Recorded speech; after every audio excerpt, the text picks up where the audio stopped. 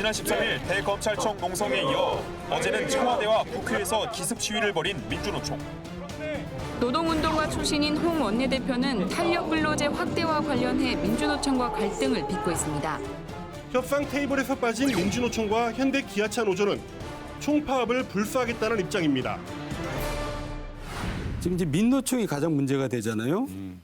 정부 시책에 지금 반대를 많이 해요. 이제 탄력 근로제 확대가 지난번 여야정 협의체에서 합의를 본 사항인데 이거를 반대를 하고 또 알다시피 광주형 일자리가 이제 새롭게 아이디어가 나온 건데 그것도 반대를 하고 하면서 11월 21일 날 총파업을 예고하고 지금 11월 10일부터 릴레이 시위를 이제 계속하고 있는데 네. 아주 그냥 도심을 이제 주말마다 점거하는 거 다 아시잖아요. 네. 교통 마비시키고 주변 상권들을 막 파괴시키고 또 심지어는 7개의 관공서를 불법 점거했는데 대검까지도 이제 불법 점거를 합니다. 알다시피 또 한국 GM 사장실도 이제 점거했었지. 지금 원내대표 개인 사무실까지도 점거하고 있습니다. 그러니까 이제 마치 무슨 이 민노총은 폭력 면허를 받았느냐 아니면 불법 점거 허가증을 받았느냐 할 정도로 정부에 대해서는 여기에 대해서 무대책으로 그냥 수수방관하고 있는 거죠. 언제까지 이제 이렇게 돼야 되느냐. 이제 이거는 표면에 나타난 얘기고 네. 이 민노총이나 한국노총 또 정교조 같은 소위 귀족노조는 왜 귀족노조라고 하는지 알잖아요. 이들이 그 우리나라 국민 전체를 볼 때 소득 랭킹 상위 10% 안에 들어가는 사람들이에요. 그러니까 귀족노조라고 하는 거예요.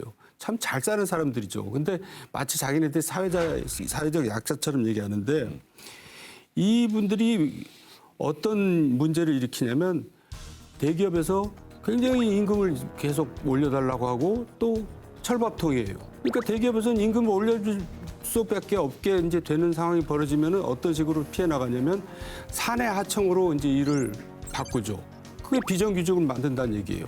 그리고 또 한편으로는 하청기업에 쥐어짜기를 해가지고 하청기업이 결국은 거기서 근로하는 근로자들의 임금 조건이나 근로 조건이 굉장히 낮아지죠.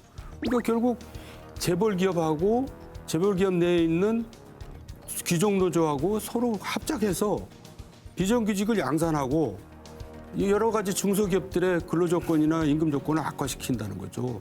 그래서 노동시장을 이중구조화시키는 거예요. 귀족노조가 있고 하층 노동자들이 있는 거예요. 이게 우리나라 굉장히 큰 문제 아닙니까? 양극화를 심화시키고. 네. 그래서 이제 최근 들어서 이낙연 국무총리도 뭐라 그랬냐면 네네. 민노총이 총파업을 선포하고 경사 노위에 참여하지 않아 국민이 걱정이 크다. 네. 임종석은 뭐라 했냐면 민노총과 정교조를 더 이상 사회적 약자라고 생각하지 않는다. 네네. 홍영표 더불어민주당 원내대표는 민노총은 항상 폭력적 방식으로 자기들 생각을 100% 강요하려고 한다. 말이 네. 안 통한다. 네네. 이런 건 지금 정부에서도 나온 겁니다. 맞습니다. 네. 그러니까 민노총에 대해서 이렇게 너무나 많이 키워준 거예요. 이대로 나가다가는 민노총 세상이 되는 거예요. 민노총만이 적폐청산 사각지대가 되고 무소불위가 되고 무법천지가 돼버리는 거죠. 우리가 언제까지 이걸 봐야 됩니까? 이번 기회에 저는 문제 제기를 하는 거죠. 네. 잘 들으셨습니까? 네. 하실 말씀이 있으시죠? 저는 근데 우선 팩트가 아닌 것이 민주노총이 귀족노조다 이렇게 얘기하는 것은 어폐가 있다. 왜냐하면 여기에 소속돼 있는 노동조합원들이 수십만 명이에요. 근데 그분 전체를 귀족노조다 하는 것은 일반화에 대한 오류다. 먼저 이거 하나 짚어드리고 싶고요. 저도 지금 문재인 정부 들어서 문재인 정부를 좀 힘들게 하는 네. 뭐 이런 강력 투쟁을 저도 여당인으로서 왜 불편하지 않겠어요. 근데 저는 역지사지에서 그분들의 입장에서 또 바라볼 지점도 있다. 이렇게 말씀을 드리는데요. 제가 이번에 탄력 근로제를 반대해서 파업을 하고 있는 그 자체를 찬성한다는 뜻에서 말씀드리는 것이 아니라 네. 기본적으로 노동자 그러면 딴 사람들이 아니에요. 대한민국 국민입니다. 노동을 하고 있는 사람은 다 노동자예요. 이 노동자에게는 노동 3권이라는 게 보장돼 있습니다. 단결권, 교섭권, 그리고 파업권이 있어요. 이것은 합법적으로 헌법이 보장하는 노동자의 권리입니다. 그리고 노동조합의 활동의 합법적인 수단이에요. 근데 그 자체를 배관시하거나 잘못됐다고 얘기하는 것은 우선 잘못됐다. 이런 거고요. 뭐 파업을 얘기하는 거죠. 자, 근데 지금까지 노동조합에서 파업을 했을 때 합법 파업이라는 말 들어본 적 있습니까?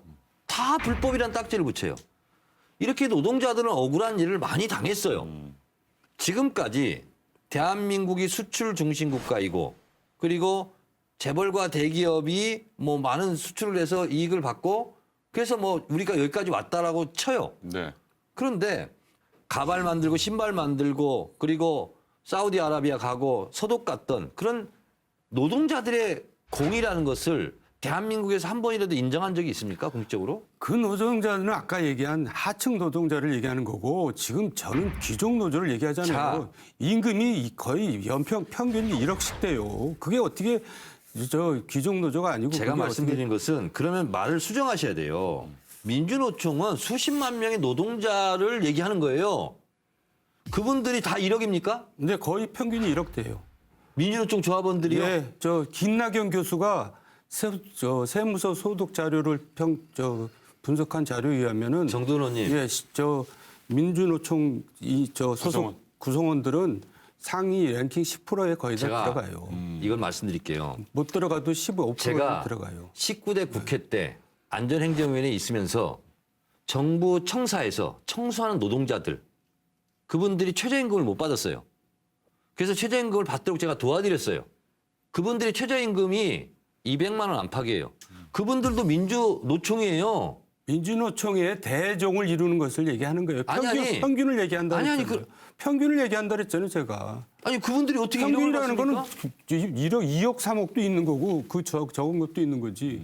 평균을 얘기한다니까. 그렇게 말씀하시면 안 되고 아니 뭘 내가 얘기하면 뭐 그렇게 얘기하면 청소 노동자들도 민주노총 소속이고요. 인쇄 노동자들도 민주노총 조합원입니다.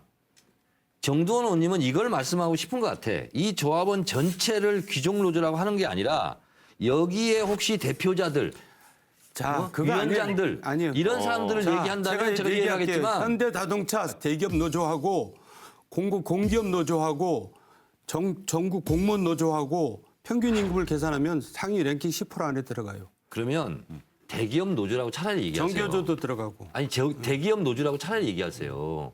여기는요 대기업 노조만 포함되어 있는 게 아니라니까요. 평균이라고 얘기했잖아요. 평균 개념으로 이렇게 얘기를 못 해요. 그건 아니에요.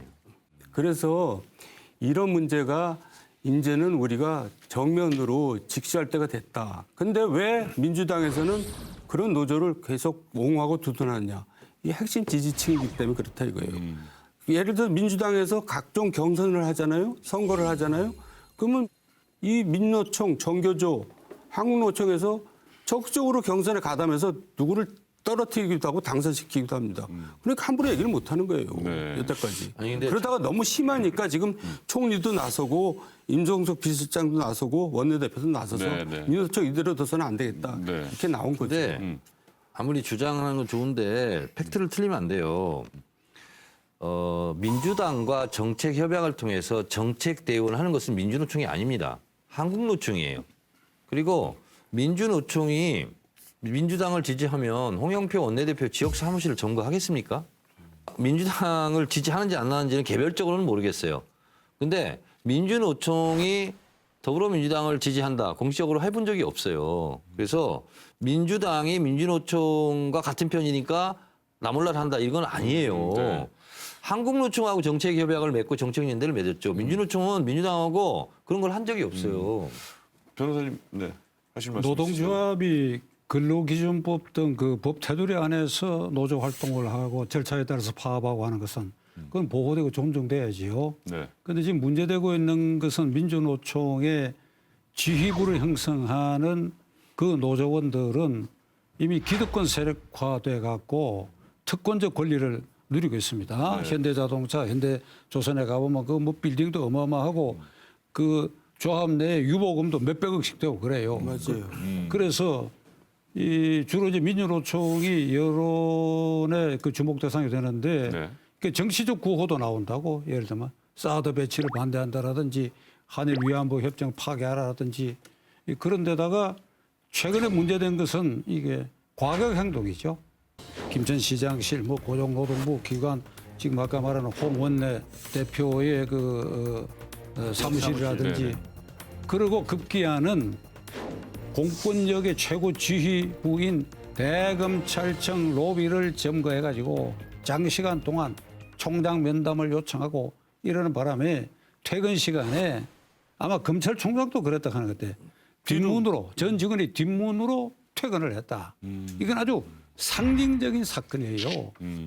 이거는 대한민국의 공권력이 이게 순간적으로 무너진 것을 상징하는 겁니다. 공권력이라는 게 뭡니까? 그러네요.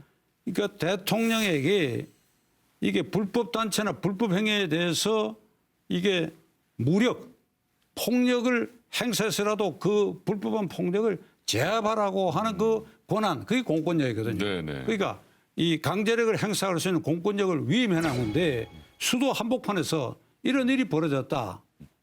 이게 있을 수 있는 일입니까? 그런데 행정안전부 김 장관은 국회에 나와서 텔레비에 그 중계되는 걸 들으니까 이렇게 얘기합니다. 저희들도 다각적으로 어떤 대응책을 지금 뭐 고민한다 하든가 연구. 아니 세상에 고민하고 연구할 게 뭐 이렇게 현행범인데 당장 체포해야지요.